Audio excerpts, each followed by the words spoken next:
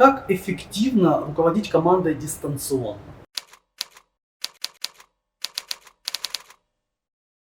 На самом деле вопрос задают часто сейчас. Я как психолог и как руководитель компании не вижу кардинальных различий между управлением офлайн компанией и онлайн. Ключевое, что я вижу, да, это меняется способ коммуникации. Как работает офлайн офис?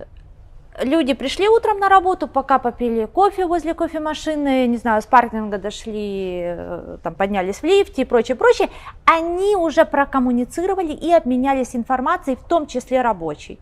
Ну и личной тоже. И все это такой, неформальные пути того, как распространяется информация в компании, как это организовано.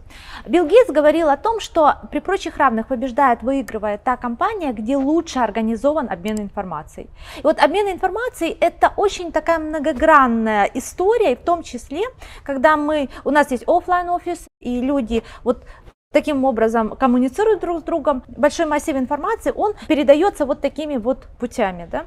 Когда люди переходят онлайн, эти пути отрезаются, и необходимо их заменить чем-то другим. Да? Это могут быть специальные мессенджеры, где компания общается, это могут быть более частые встречи, совещания, где у людей есть возможность коммуницировать.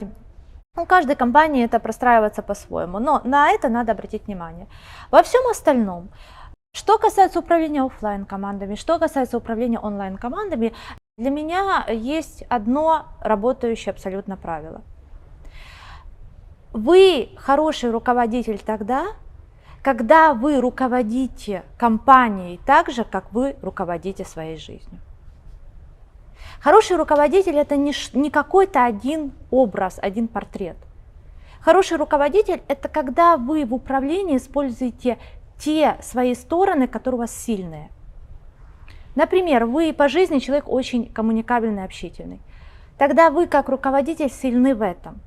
Вы умеете собрать, организовать команду через коммуникацию, через эмоциональное воздействие на людей, через то, что вы умеете собрать людей в одно целое и так далее.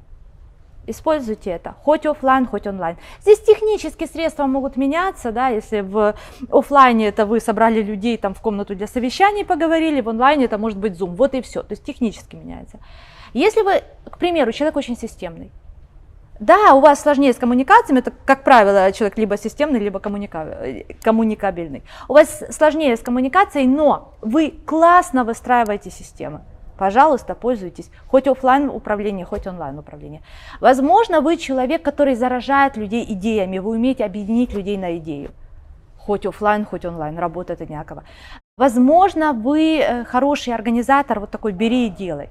Вы хороший руководитель тогда, когда ваша управленческая деятельность – это не что-то оторванное от вашей жизни, это естественное, органическое, аутентичное продолжение вас. И в этом смысле, еще раз, офлайн-онлайн отличается всего лишь формами этого.